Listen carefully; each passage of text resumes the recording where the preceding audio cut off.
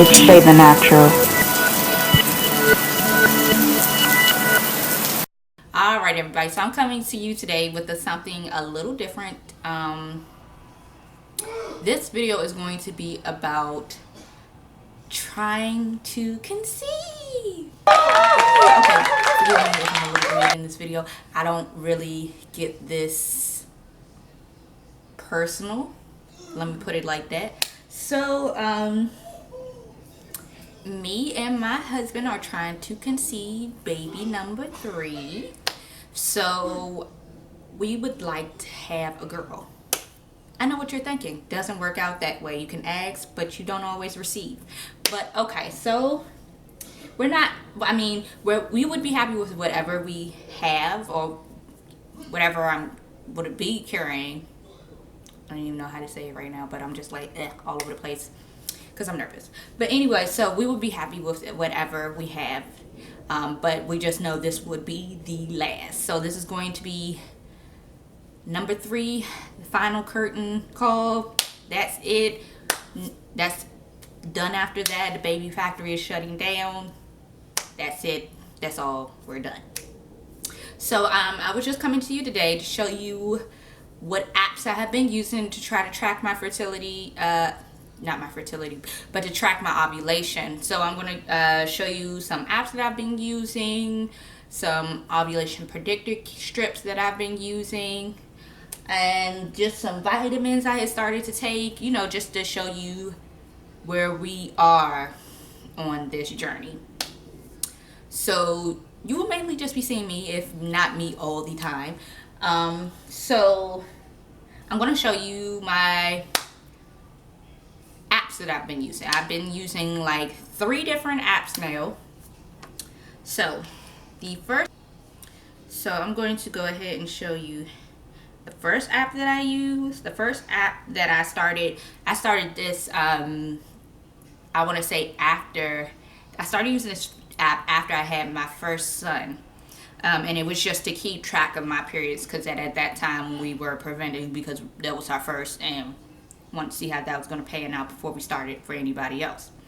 So I use this app here. It's the P Tracker Deluxe. I'm going to hold it there until I think it is focused, and it's the one with the pink flower. So that's the first app I start using, and you can get it in the Google Play Store, and you can also find it in the Apple Store as well.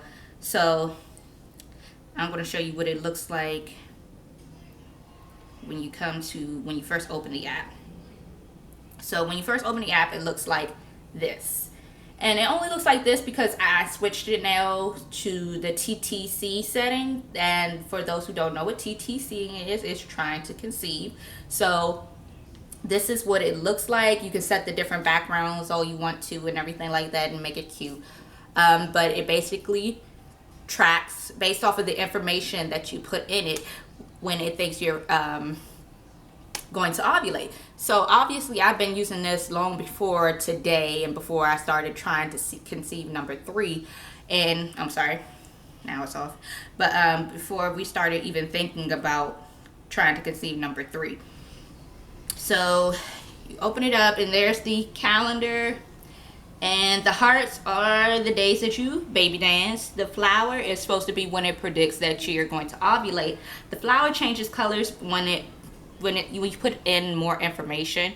The more information you put in, the better chances of it actually tracking your ovulation. Right now, this is just like set up to where my periods are, because I hadn't been tracking my temperatures or doing any OPKs for a while.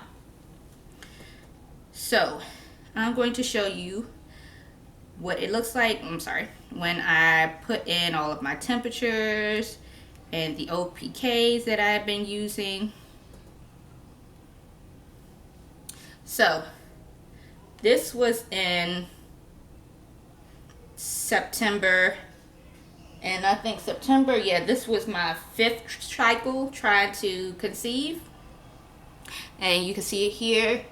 It tracks down here your cycle days, the days you baby dance, your OPKs, your cervical mucus, your cervical observation, like where it actually is in your body, and pregnancy tests, whether they're negative or positive. So you can see this green spot here is the fertile window. These are your menstrual days, and the white is just, you know, outside of your fertile window. So it helps out a lot. That blue line that you're seeing is actually my temperatures fluctuating. So when you're doing your temperatures, you want to use a BBT thermometer. You can get one on Amazon. I tried doing it without an actual basal body temp thermometer at first. It doesn't work because it doesn't have everything, well, down to the temperatures that you need. Let me put it like that. So it looks like a regular thermometer. You turn it on here at the end. And okay, so, oh, sorry. It also shows you the last temperature that you had. Well, so mine was there. Now it's showing low, but I'm trying to get it so so it's not going to show you there, but okay, you get the picture. I'll insert something along the lines of here so you can see what it actually looks like when you get a reading. So I'm all over the place. This video is going to be very chopped and screwed, so you won't even notice. But anyway, like I said, what I just showed you on here with my temperatures, that was cycle number 5 of us trying to conceive, and that was back in September. So I started doing OPKs because I wanted to make sure that I was ovulating, and when I was ovulating. TMI, this video is going to be very, very TMI. So if you don't want to know me on that level, maybe I should have said that in the beginning. You shouldn't have clicked on this video anyway.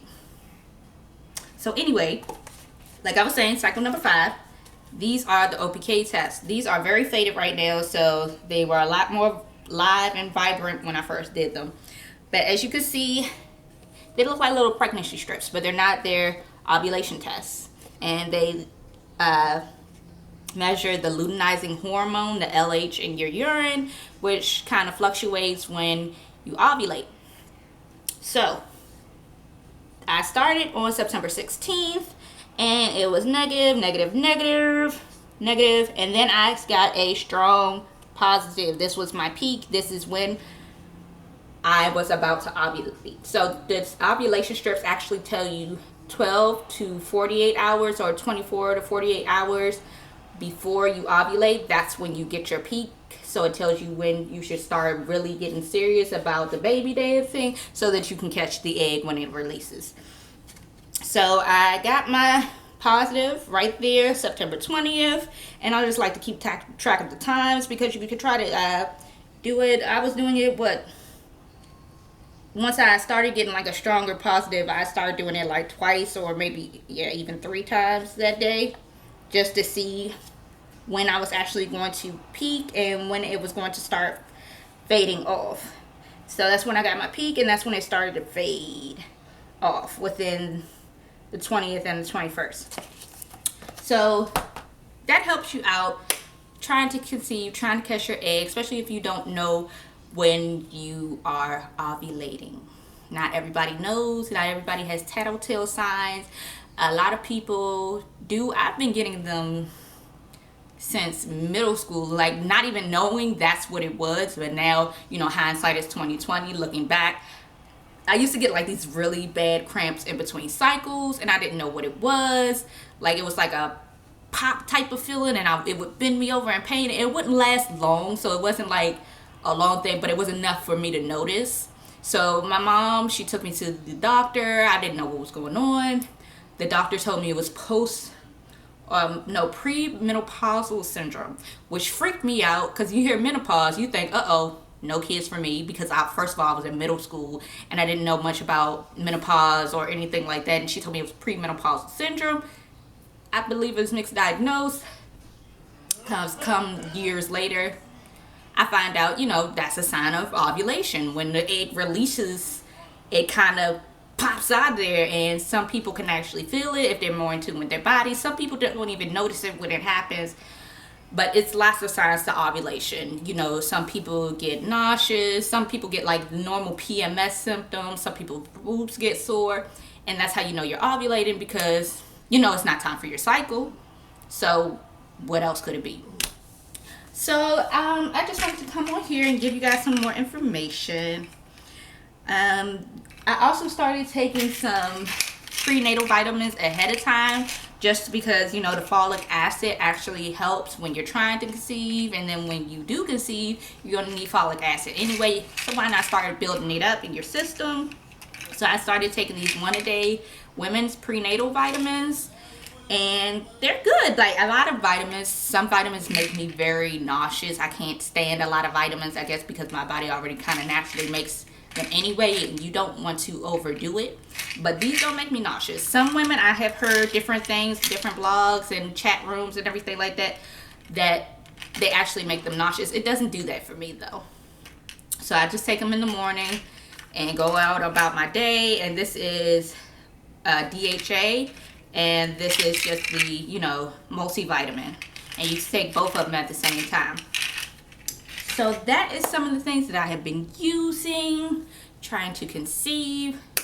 Let me tell you one more thing that I had tried and I wish I never had, because it messed up my pH.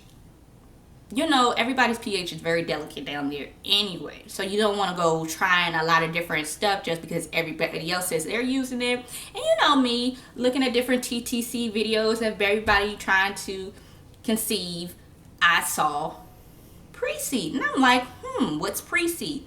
So let me show you what pre-seed is. This is pre-seed. This is not good for me.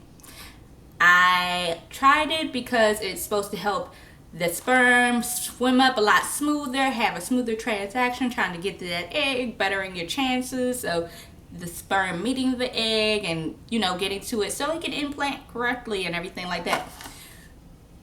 This, everybody does not need this. I'm one of those people that did not need this. If your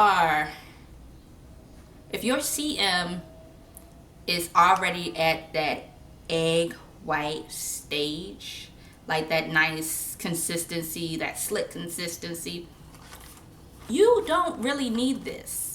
You know, everybody thinks this would jumpstart the process. It doesn't work for everybody. Some people said it worked for them and it helped them out, and that's great and well, but know your body and know what works for you, because what works for the one person may not work for the next. And this is one of those things. Tracking your cervical mucus helps a lot. If you find that you are somebody that doesn't have a lot of cervical mucus or doesn't produce that egg white cervical mucus, first, personally, I would talk to my doctor, but then there's other alternatives to this. This is not bad, but it just didn't work for me. Messed up my pH, even though it's supposed to be nice and have a good pH. It's supposed to be pH friendly, I believe, but it just was not that for me. You can also try other different alternatives. They have vegan alternatives, more natural alternatives. Eat a lot of okra, things like that, that would help your cervical mucus. This is not always the best thing. Like I said, it works for some people, not all. But I would track my cervical mucus and then talk to my doctor before jumping into something like this, because this does not work for everybody. Alright, and that's what I'm going to end this video, because I already feel like I've been blabbing on and on as it is. So hopefully soon we'll be making a nice announcement. I will keep you up to date on what's going on with my TTC journey, where I'm at, how I'm feeling, because it is a roller coaster for a lot of people, and it doesn't happen as fast for some people as it does for others. So don't get discouraged. It is a long process for some, and so for some lucky few, it is a quick process. Not everybody is like that, and that's okay. But I just want to spread lots and lots of sticky baby dust to everybody, and I will see you in the next video.